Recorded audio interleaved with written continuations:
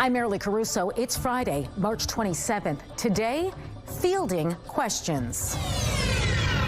A former Winnipeg City Councillor is charged with sexual assault. What we know about the case.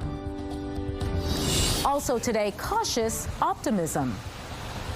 I think that would be really beneficial. Not all families have the resources to spend $60 on a bus pass every month. How the province's plan to provide free bus rides to high school kids could have its challenges.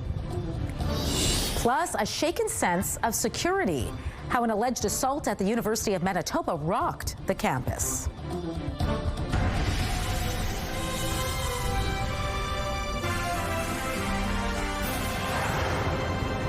A second prominent Manitoba politician has been charged with sexual assault.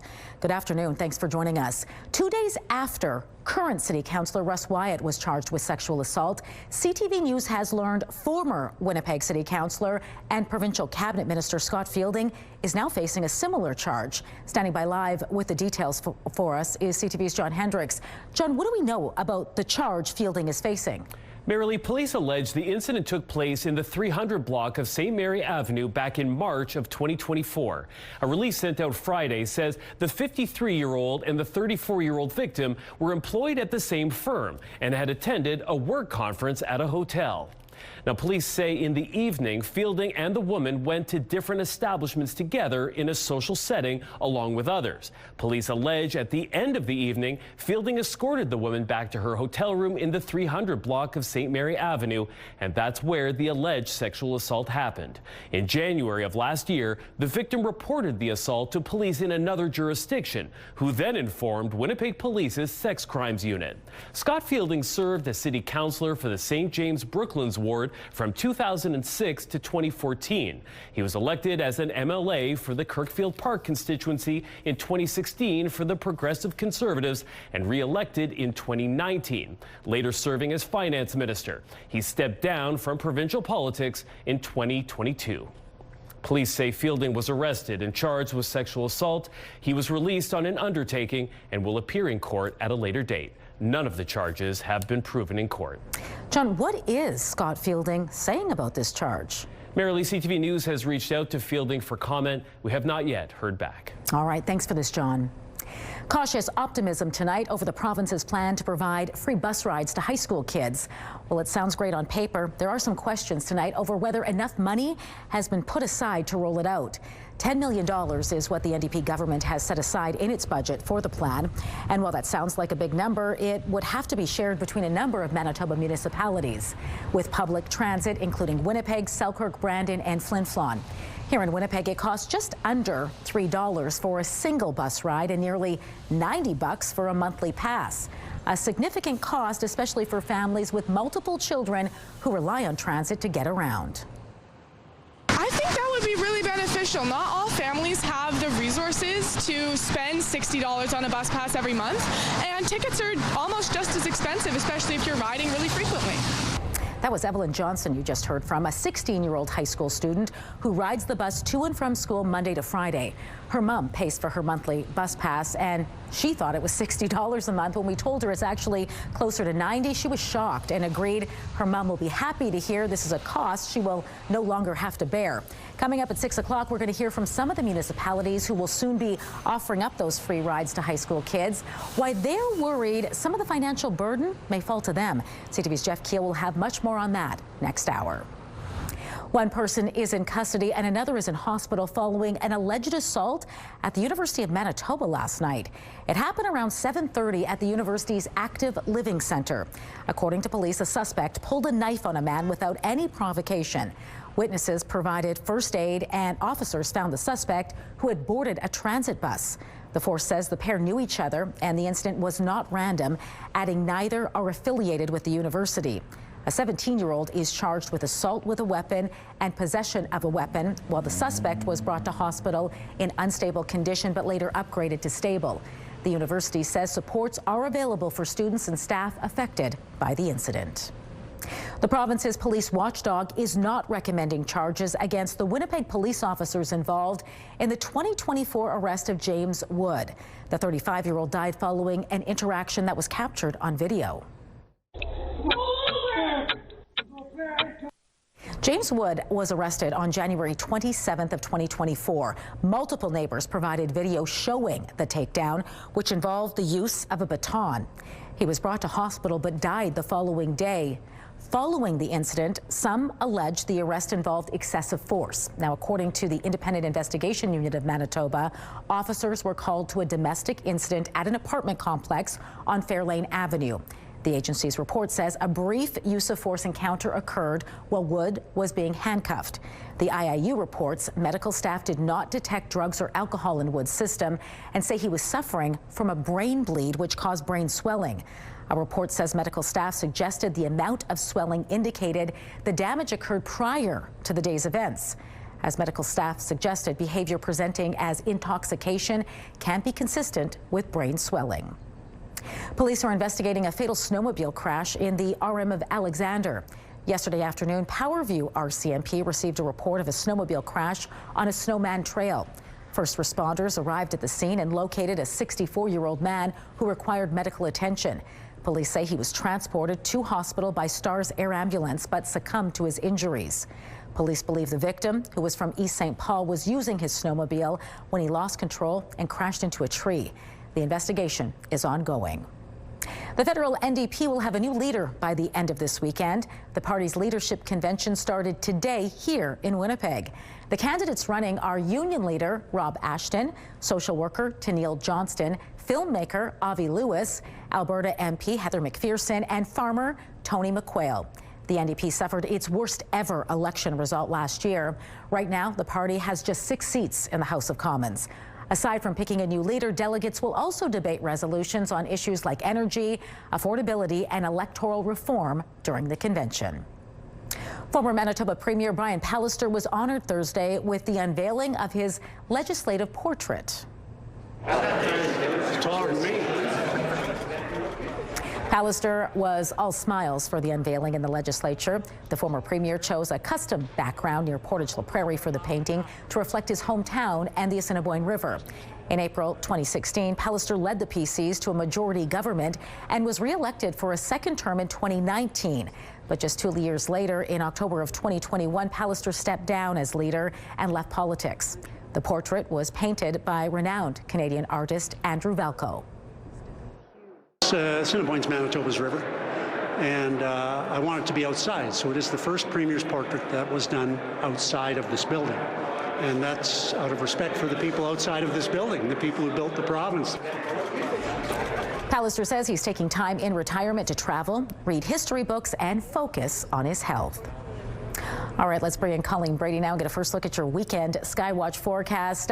What's the weekend looking like, Colleen? Well, it's finally going to warm up. So today the sunshine was welcomed. Those biting north winds, not so much. But the good news is the winds are going to shift direction and tap into some milder air and finally start to warm things back up close to where they ought to be for this time of year. So we'll look at the weekend forecast as well into next week, which is, of course, spring break. Lots to look forward to temperature-wise. And yeah, there's a little snow thrown in. I'll show you when, but not right now. It's sunny out there as we look through the CTV Live Eye. It's brought to you by Bathfitter, exclusive home of the PermaFit solution. In Winnipeg right now, it is bright and sunny and -6 degrees.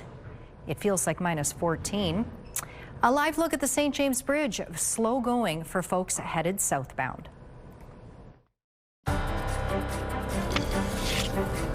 Helping hands, how a food bank facing limited supplies is now making a surprising bounce back. We'll tell you how after the break.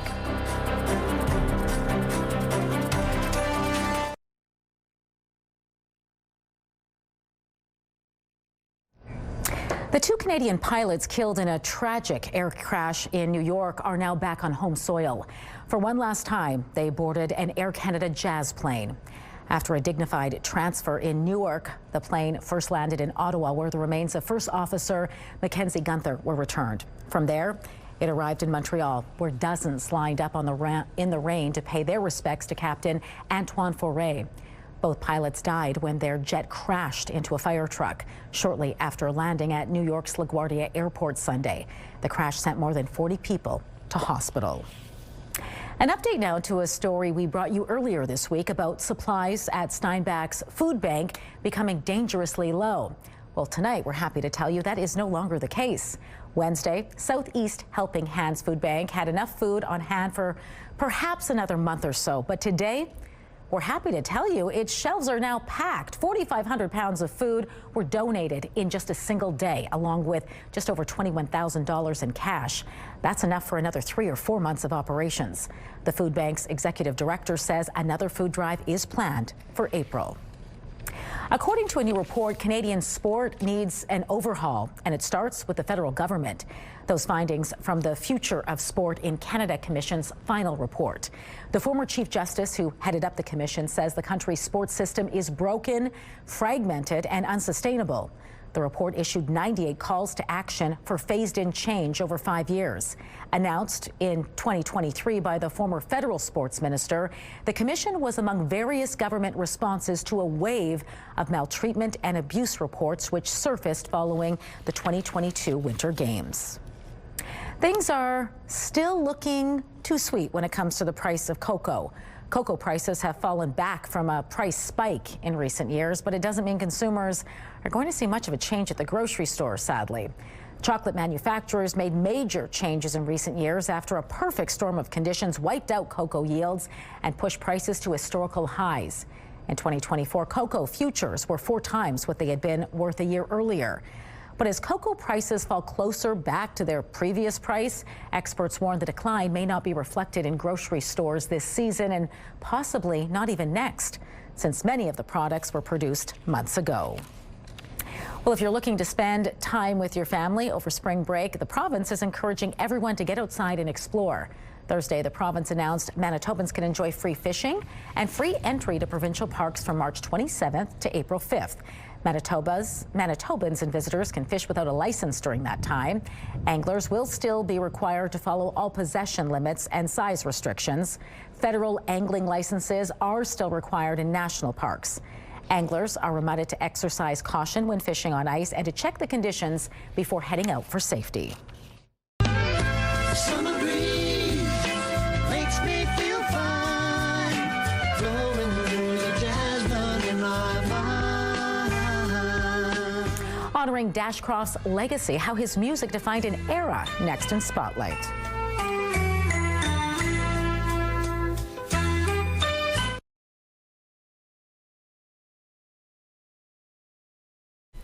The war in the Middle East is again pushing up the price of oil. West Texas Intermediate hovered around $100 U.S. a barrel today, with few vessels getting through the Strait of Hormuz. Iran is now trying to charge ships as much as $2 million to cross. Bloomberg estimates about 39 vehicles have made it through in the last week. Typically, 60 would make it through a day. Here are the closing numbers for the day. The Canadian dollar is up to 72.04. West Texas Intermediate is up over $5 today to 99.64. Western Canadian Select up over $4 to 78.55. And the TSX gained 73 points today. Those are your business headlines. I'm Marilla Fernandez.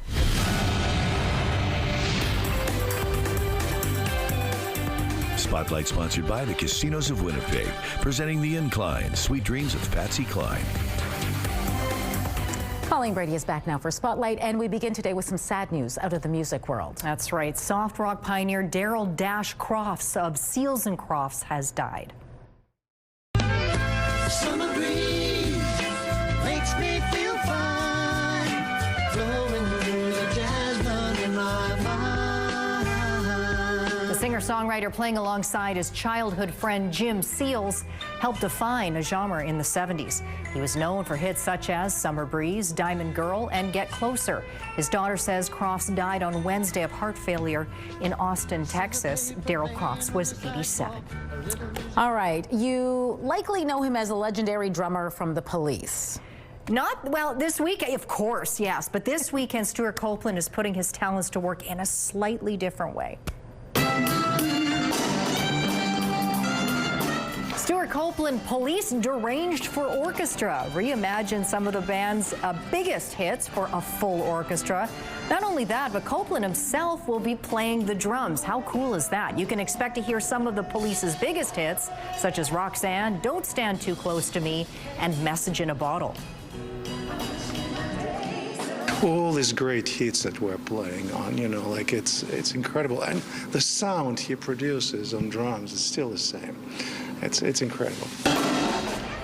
Sadly, however, Marilee, at last check, the show is sold out. However, Copeland is also taking part in a fireside chat this evening where he'll be reflecting on his life as a musician, writer, and get this, the son of a CIA spy. It's happening at 7:30 at the Des Hotel Concert Hall. And as of late this afternoon, there were a few tickets remaining for that. And here is a look at some other events taking place in Manitoba this weekend. The Winnipeg Baroque Festival gets underway. Winnipeg Anime Fest has cosplay fun and more. Spring break starts over at the Manitoba Museum, and you can take part in mini astronaut training over at the Royal Aviation Museum of Western Canada. There's also Easter-related events happening in Oakburn, Portage-la Prairie, and Petersfield. And the Sister of the Holy Rock will perform their final concert in Winnipeg. And there, you can find a full list of these events. There's so many more. There always are, Marilee, at ctvnewswinnipeg.ca. Lots to do this weekend. Yeah, no excuses. lots to take in. Thanks, Colleen. You're welcome. Your primetime lineup starts with Celebrity Jeopardy at 7. Happy's Place and Children Ruin Everything comes next at 8. And catch W5 Avery Haynes Investigates at 9. It's all right here tonight on CTV. CTV Primetime Lineup, brought to you by the Parkway Retirement Community. Welcome home. Sunny out there. Live look at St. Mary's. Folks coming onto and off of the bridge. -6 degrees, winds from the west at 23 kilometers an hour. Still making it feel pretty chilly out there, but it is going to warm up. I will show you when and by how much coming up.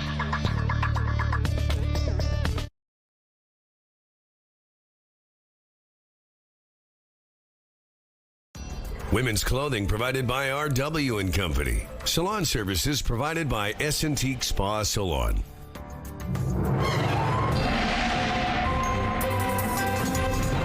CTV Skywatch weather brought to you by South Beach Casino and Resort. Visit southbeachcasino.ca.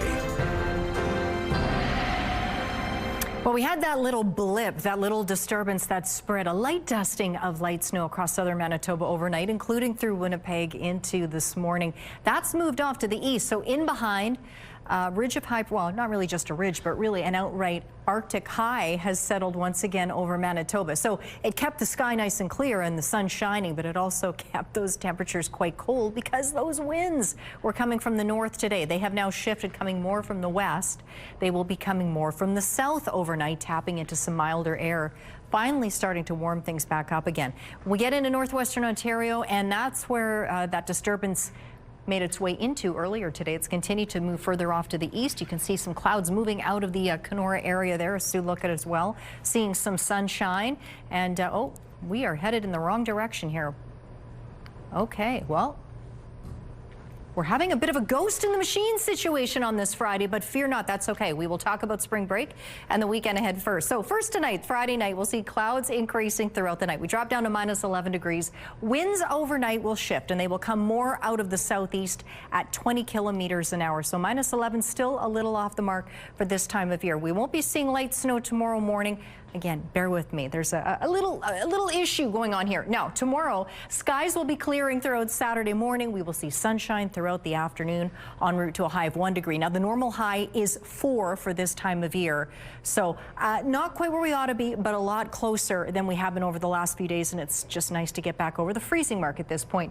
Winds out of the north at 20 kilometers an hour. So we'll go through our provincial forecast coming up in the 6 o'clock hour. But as for the spring break week ahead, for the most part, it does look pretty good. By the time we get to Monday, though, it looks like we will see some snow come through. It could start to move through Winnipeg as early as Sunday night. So once we get past Monday's snowfall, temperatures are going to cool down a little bit. It should be drier, but back below freezing for a couple of days. And then by the time we get back to Thursday, we should get back up to our normal high right around 4 degrees, and then mild as we head into the Easter weekend there. Let's take a look right now at our first weather photo. It takes us near Sheridan, up in the northwest part of the of the province. That photo is from Clifford. Sunny, he says, up there, but cold with the wind chill. Beautiful in that part of the province. And Veronica says in Steinbach, the Juncos are back, including that cute little guy in her yard. Send us your weather photos. The email address you can always send them to is winnipegweather@ctv.ca.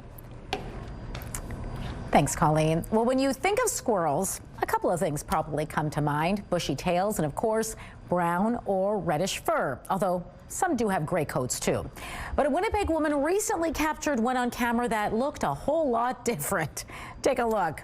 As you can see, this squirrel is white. Roberta Raquel says she spotted the unusual squirrel in her South Winnipeg backyard. She tells us it's the first time she's ever seen a white squirrel. So that got us wondering what's behind this squirrel's unusual color. Colin Garraway, an associate professor in the U of M's Department of Biological Sciences, spoke to us. He tells us he does not think this is an albino squirrel. Instead, he believes it's actually an American red squirrel with a color morph.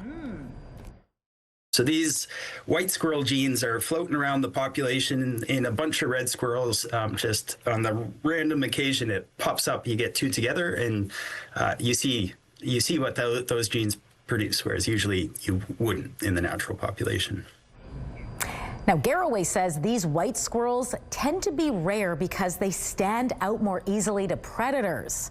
This one, however, is still hanging around. Raquel tells us that the white squirrel dropped by her home today for a visit. Super cute. Very cute. How unusual.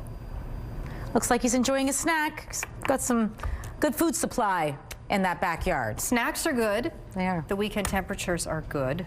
1 degree tomorrow, 1 degree on Sunday, lots of sunshine all throughout the weekend. And then we get that snow that comes through on Monday. But it's a day, and then we cool off a bit, granted, but then that should be it for the snow, at least at this point. I'll focus on Saturday and Sunday. Yeah, let's get through the weekend first. About the other stuff next Wonderful. week. I look forward to that. All right. That does it this hour. Don't go farther. We're back at 6 o'clock with much more local news.